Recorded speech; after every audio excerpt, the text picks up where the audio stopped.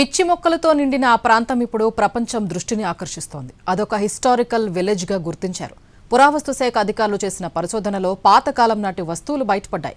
కేంద్ర సాంస్కృతిక శాఖ విడుదల చేసిన ఉత్తర్వుల్లో ఏముంది? నిజంగా అది చరిత్ర కలిగిన గ్రామమేనా? కొన్ని వేల సంవత్సరాల చరిత్రను తనలోనే దాచుకుంది. శాతవాహనుల కాలం నాటి ఆనవాళ్లకు సజీవ సాక్ష్యంగా మిగిలింది. అద్భుతమైన కళా నైపుణ్యానికి కేరాఫ్గా మారింది.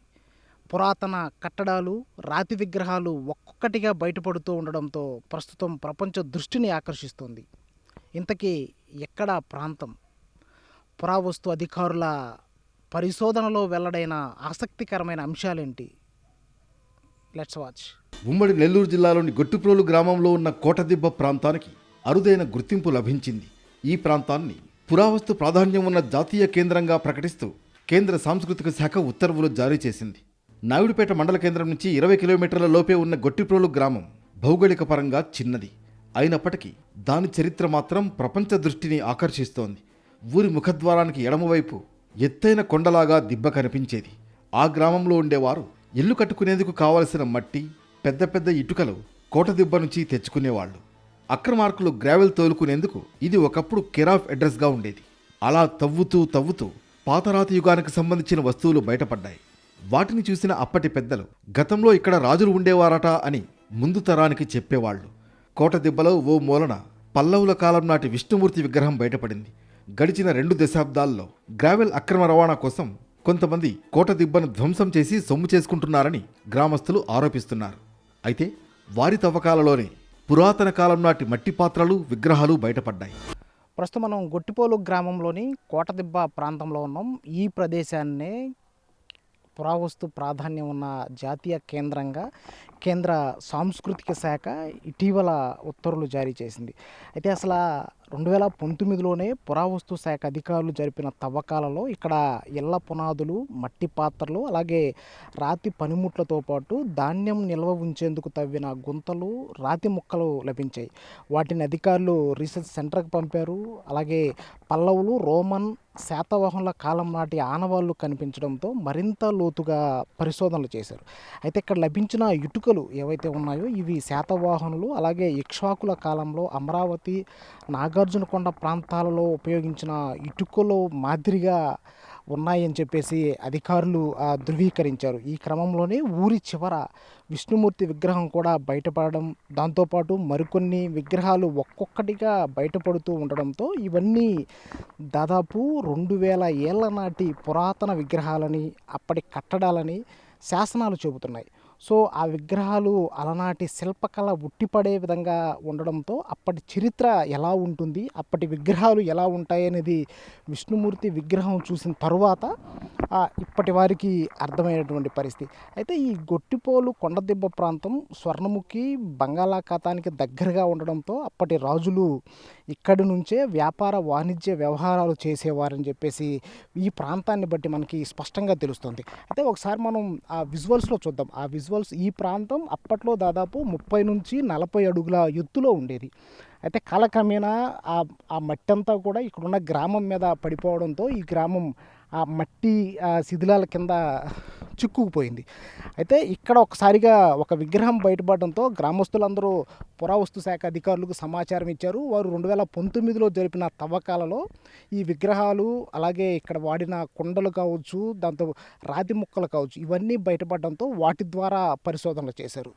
గొట్టిప్రోలు గ్రామానికి చెందిన విజయ్ కుమార్ బయటపడ్డ పెంకులు, కుండలను ఫోటోలు తీసి పురావస్తు శాఖ అధికారులకు మెయిల్ చేశారు. చాలా రోజులు స్పందించని అధికారులు ఓ రోజు గ్రామానికి వచ్చారు. 2019 సమయంలో కోటదిబ్బ చుట్టూ 40 ఎకరాలకు హద్దులు వేశారు. ఇందులోకి బయటి వ్యక్తులెవ్వరూ ప్రవేశించరాదు అంటూ దండోరా కూడా వేయించారు. గ్రామ పెద్దలతో మాట్లాడి పురావస్తు శాఖ సారథ్యంలో తవ్వకాలు చేపడుతున్నామని వెల్లడించారు. డ్రోన్ కెమెరాలతో 40 ఎకరాల్లోని అన్ని ప్రదేశాలను క్షుణ్ణంగా చిత్రీకరించారు. గ్రామంలో ఉండే కూలీల సాయంతోనే అధికారులు, సిబ్బంది తవ్వకాలు ప్రారంభించారు.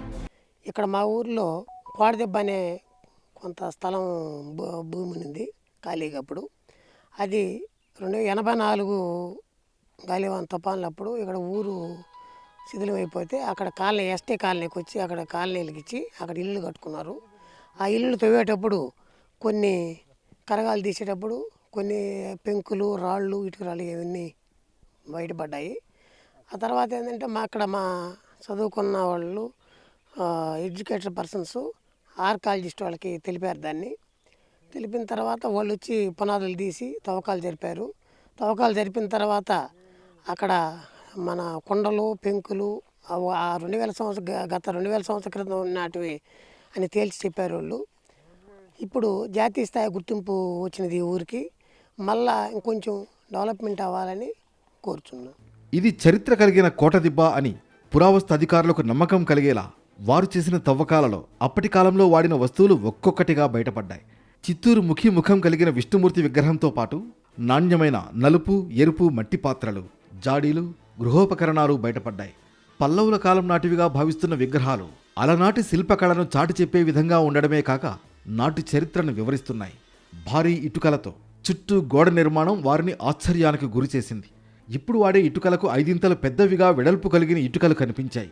ఇక్కడ బయటపడిన కట్టడాలు శాతవాహనుల కాలంలో ఏర్పాటు చేసుకున్న కోటలో రాజులు, పరిపాలకులు ఉండేందుకు అవసరమైన కట్టడాల మాదిరి కనిపిస్తున్నాయని పురావస్తు అధికారులు అభిప్రాయపడ్డారు.